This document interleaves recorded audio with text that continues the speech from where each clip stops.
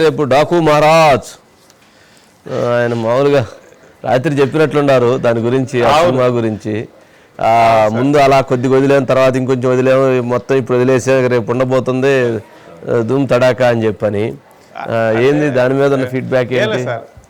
అనంతపూర్లో వాళ్ళ pre release function కోసం అని చెప్పి బాగా ప్రిపేర్ అయినారండి. అందరూ హైదరాబాద్ వచ్చినారు, హీరోలు హీరోయిన్లు వాళ్ళందరూ కూడా. ఎప్పుడైతే ఆ తిరుపతి దుర్ఘటన జరిగిందో ఆయన ఒక బాధ్యత గల ప్రజాప్రతినిధిగా దాన్ని రద్దు చేసుకున్నారు. కానీ జనంలోకి సినిమాకి వెళ్లాల్సిన అవసరం ఉంది కాబట్టి సరే హైదరాబాద్లో ఒక హోటల్లో పెట్టుకున్నారు ప్రీ రిలీజ్ ఫంక్షన్. అది అందరూ అనంతపూర్లో ఏది మాట్లాడాలనుకున్నారో అదంతా మాట్లాడారండి. పర్టికులర్గా బాలకృష్ణని ఈ సినిమాలో కొత్తగా చూపిస్తారు అన్నది మాత్రం బాగా వినిపిస్తున్న మాట అండి. ఎందుకంటే ఇటు బాలకృష్ణతో ఫస్ట్ టైం చేస్తున్నాడు, అలాగే నాగవంశీ ఫస్ట్ టైం చేస్తున్నాడు. వాళ్ళిద్దరూ కలిసి బాలకృష్ణకి అసలు డిఫరెంట్గా చూపించాలనే ప్రయత్నం చేశారు.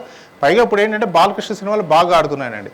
అప్పుడెప్పుడో 1986లో వరుసగా 7 సినిమాలు రిలీజ్ అవుతాయండి ఒక సంవత్సరము. ఫస్ట్ సినిమా ఆడలేదు తప్పితే ఆ తర్వాత 6 సినిమాలు కూడా మంచి విజయాన్ని అందించి డబుల్ హ్యాట్రిక్ ఇచ్చినాయండి. ఇప్పుడు మళ్ళీ ఒక హ్యాట్రిక్ సాధించారు ఆయన. కాబట్టి ఈ సెకండ్ హ్యాట్రిక్ ఇదేమన్నా నాంది పలుకుతుందేమో అని ఒక ఆశ అయితే ఉంది.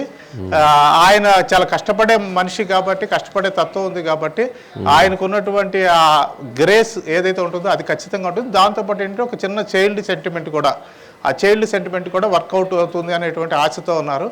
రేపొద్దున ఆ సినిమా జనం ముందుకు వస్తుంది. అయితే ఇప్పుడు షోస్ కొంచెం తగ్గించడము ఇది కొంత అయితే ప్రభావం చూపిస్తుందండి. కానీ ఆదివారం కాబట్టి అందరూ ఖాళీగా ఉంటారు కాబట్టి రేపు ఖచ్చితంగా ఫస్ట్ రోజు కలెక్షన్స్ అయితే బాగుంటాయి.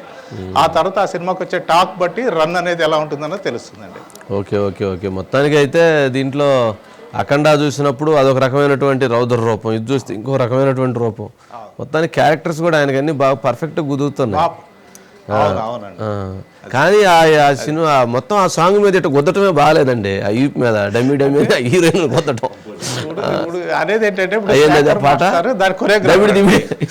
సాంగ్ అది విపరీతంగా సోషల్ మీడియా ట్రోల్ అవుతుంది, విపరీతంగా వైరల్ ట్రోల్ అవుతుంది. ఆయన దాని మీద మాట్లాడాడు నిన్న, ఇట్లా ట్రోల్ అవుతుంది. అదే మాట్లాడలేదు కానీ ఏం చెప్పాడంటే అండి, కేవలం పాట కోసం తీసుకోలేదు ఆ అమ్మాయిని. ఏదైతే మామూలుగా అయితే ఆ అమ్మాయి కొన్ని సినిమాలు ఐటమ్ సాంగ్స్ చేసిందండి. ఐటమ్ సాంగ్స్ కే మనకి తెలుగులో తీసుకుంటూ ఉంటారు. కానీ ఆవిడకి ఒక క్యారెక్టర్ కూడా ఉంది, కేవలం ఆ పాట మాత్రమే కాదని. మనకంటే ఒక్కొక్కసారి ఎలా ఉంటుందంటే సినిమాల ముందు కొన్ని సీన్స్ చూసిన తర్వాత అండి ఆ పాటను ఎంజాయ్ చేస్తాం. డైరెక్ట్ గా పాట చూస్తే మనకి చాలా అసభ్యకరంగా ఉంటుంది. అయితే ఆ క్యారెక్టర్ ఏంటి అన్నది కంటిన్యూటీలో చూసినప్పుడు అంత అసభ్యకరంగా అనిపించకపోవచ్చు అండి. అది చూడాల్సింది. ఏముందండి, మరీ సినిమాలు మరీ చాలా విపరీతమైనటువంటి కంటే ఇది నయంగా